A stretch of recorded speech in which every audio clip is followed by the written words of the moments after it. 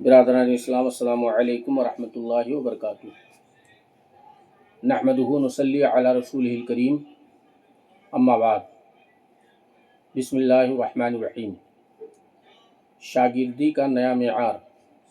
سنا ہے کہ شاگرد اپنے استاذ کے علم کو محفوظ کرتا ہے، اس کے دلائل کو ترتیب دیتا ہے، اس کے علمی کارناموں کو نسلوں تک پہنچاتا ہے، مگر یہ پہلی بار دیکھا گیا کہ شاگرد نے استاذ کی لغزشوں، خطاؤں اور بد کلامی کو بھی ادبی ورثہ سمجھ کر کتابی شکل دے دی۔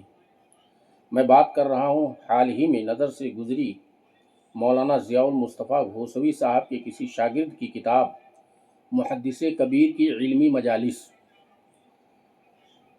میں شائع شیر بیش اہل سنت، مظہر اعلیٰ حضرت، کنز الکرامت، جبل الاستقامت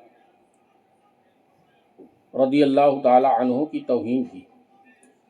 عام طور پر اگر استاد سے کوئی سخت جملہ نکل جائے تو مخلص شاگرد عرض کرتا ہے، حضرت یہ حصہ کتاب میں حذف فرما دیتے ہیں، اس سے علمی وقار متاثر ہوگا۔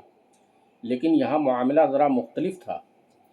استاد نے تقریر میں جوش تعصب میں جو کچھ بد کلامی، بد زبانی اور توہین کی تو شاگرد نے سوچا کہ یہ خزانہ ضائع نہ ہو جائے، چنانچہ انہیں جمع کیا، ترتیب دی، پروف ریڈنگ کی، صفحات سجائے اور جلد بنوائی اور بازار میں پیش کر دیا۔ یعنی جس بات پر پردہ ڈالنا چاہیے تھا اسے باقاعدہ شائع کر دیا۔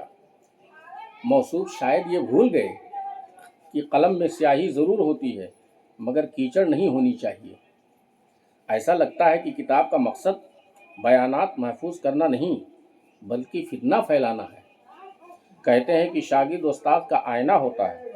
اگر یہ درست ہے تو پھر اس کتاب نے صرف استاد کی زبان ہی نہیں بلکہ شاگرد کی سوچ بھی سب کے سامنے رکھ دی۔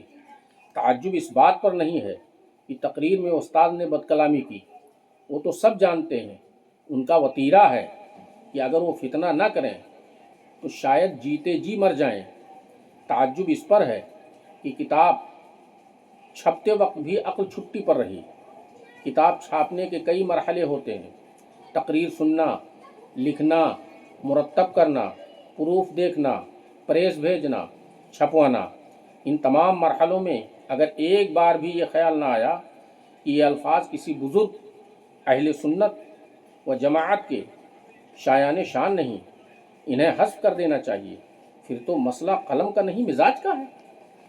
یہ تو ایسا ہی ہوا جیسے کسی دیوار پر داغ دیکھا، اسے صاف کرنے کے بجائے اس کا فریم بنوا کر ڈرائنگ روم میں لٹکا دیا اور فخر سے کہنے لگا، دیکھیے یہ ہمارے استاد کی یادگار ہے۔ فقط والسلام۔